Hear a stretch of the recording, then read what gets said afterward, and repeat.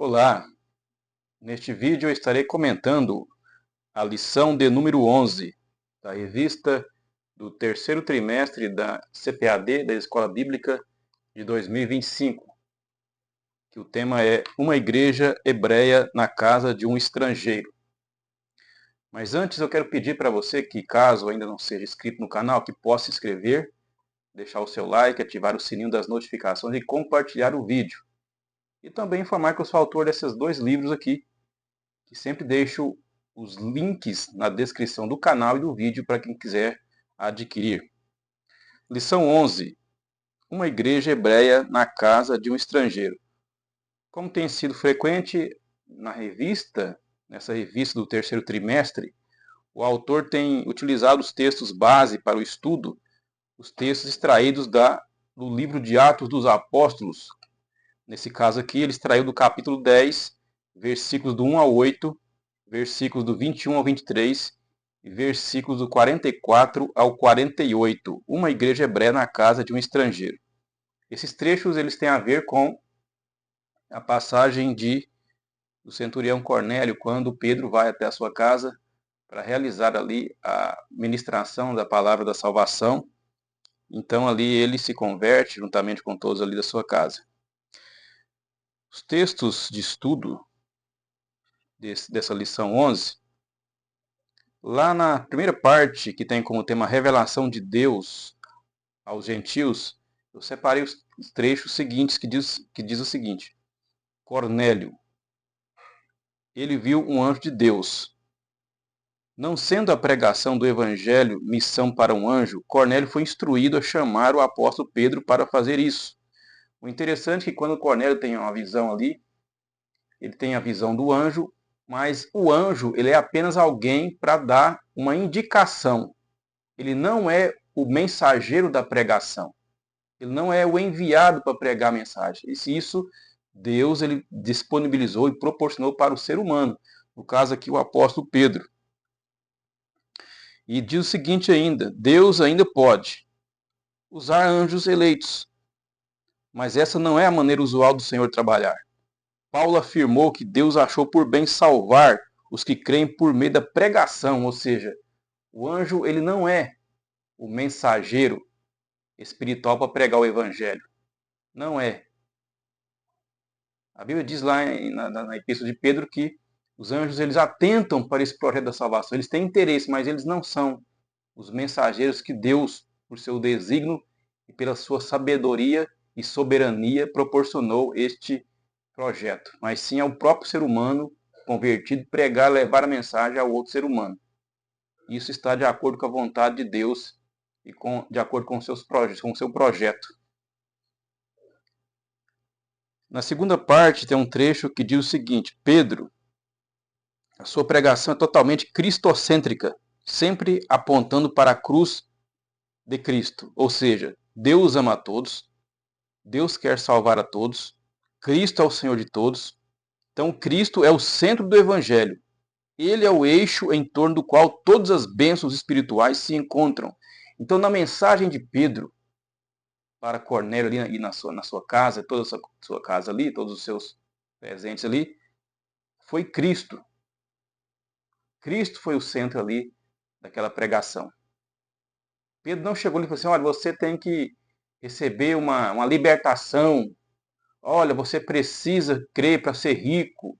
Olha, você precisa crer para ter os seus problemas resolvidos. Essa não foi a mensagem primordial, principal, não. A mensagem principal é pregar a Cristo. Porque Ele é o centro para que esses benefícios possam aparecer. O que se vê hoje em dia é o contrário. Você vê carro de som na rua, com propaganda, falando para o povo: olha, vamos hoje na igreja porque você quer a sua libertação, você quer seus problemas resolvidos, mas esse não é o centro. Isso aí são consequências. Estão colocando as consequências como principal, e não a Cristo. Não fala assim: ó, vamos hoje para adorar a Cristo, vamos ter um culto de adoração a Cristo Jesus, ao Senhor Jesus. Não. Você quer a sua libertação, você quer seus problemas resolvidos, você quer ser rico. Então, esse evangelho não é o evangelho da Bíblia, não é o evangelho que Cristo pregou a Cornélio e a sua casa.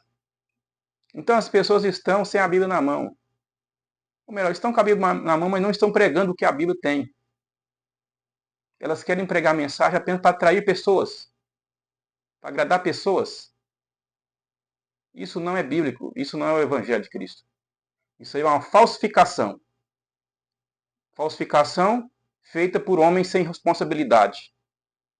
Por homens que só querem se engrandecer e alcançar os seus desejos pessoais. Infelizmente, isso tem atrapalhado o Evangelho. Isso tem causado escândalos. Isso tem prejudicado muito. Porque alguns anos atrás, as pessoas tinham interesse. Vou para a igreja, né? Vou para a igreja evangélica, vou para poder mudar de vida. Não. Agora, elas nem querem saber disso. Por quê? Porque o escândalo é muito grande. Pastores que roubam, que mentem, que dão mau exemplo. Então, fica difícil. Fica muito difícil. Estão destruindo, estão sujando, maculando o santo evangelho de Cristo. Então, Deus ama a todos, Deus quer salvar a todos, o Senhor e Cristo é o Senhor de todos, Cristo é o centro do evangelho. Ele é o eixo em torno do qual todas as bênçãos espirituais se encontram. Então, foi essa mensagem que Pedro pregou ali para Centurião, a sua casa, os seus presentes ali. Foi a Cristo que ele pregou. Não foi interesses materialistas, interesses de saúde, não. Ele pregou a Cristo. Buscai o reino de Deus e toda a sua justiça, e as demais coisas serão acrescentadas. Mas hoje é o contrário. Hoje não, vamos pregar as demais coisas primeiro. Elas que são o centro. Então aí está o problema. Continuando aqui o comentário, lá na terceira parte do estudo, que diz que tem como tema o Espírito derramado sobre os gentios, temos o seguinte, ó, esse derramamento do Espírito veio acompanhado pela evidência física do falar em outras línguas e expressões de louvor, que aparece aqui como um padrão já aceito pela comunidade cristã, porque os ouviam falar em línguas e magnificar a Deus. Então, como o estudo aqui é feito por um comentarista da igreja pentecostal, a igreja Assembleia de Deus, que é de origem pentecostal, então ele vai focar, ele vai fazer ênfase na questão do batismo no Espírito Santo, afirmando aqui que a evidência física seria o falar em outras línguas, conforme o que aconteceu aqui na casa de Cornélio e semelhantemente ao que aconteceu com os judeus em Pentecostes.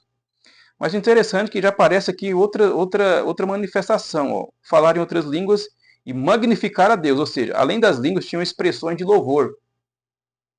Isso mostra que não é a língua estranha a única evidência inicial que a pessoa recebeu o batismo no Espírito Santo. Pode ter outras, mas a doutrina pentecostal ela afirma que a única evidência inicial é essa, o falar em outras línguas. Mas aqui o próprio comentarista ele fez uma separação aqui, ó, outras línguas e expressões de louvor, que seria o magnificar a Deus, de Atos 10:46. E outra coisa também, o interessante é que os dois batismos, tanto o batismo dos judeus, como esse aqui que foi o batismo dos gentios, não houve uma busca pelo Espírito Santo. Você tem que buscar para receber. Não. Deus derramou instantaneamente na hora que ele quis aqui, sem ninguém nem saber. Porque os gentios nem sabiam disso. Nem sabiam que existia batismo do Espírito Santo. Simplesmente caiu sobre eles. Pedro nem fez uma oração como ele fez lá com o apóstolo João lá em Samaria, que orou pelos convertidos para receber o batismo do Espírito Santo. Não. Aqui nem isso aconteceu. Aqui caiu instantaneamente por vontade de Deus. Ninguém falou nada que existia isso. Caiu. Então você vê que Deus ele tem a sua soberania. Ele age da forma que ele quer. Ele não tem com relação a batismo no Espírito Santo, ele não tem um padrão assim bem definido. Ele pode fazer de várias formas, pode ter várias evidências iniciais. Não unicamente o falar em línguas. Ela é uma. Está provado que é, mas não é a única, como defendem a doutrina pentecostal. Então esse aqui é o nosso comentário da lição de número 11. Uma igreja hebreia na casa de um estrangeiro. Eu agradeço a cada um que até agora acompanhou o vídeo e até o próximo, se assim Deus nos permitir.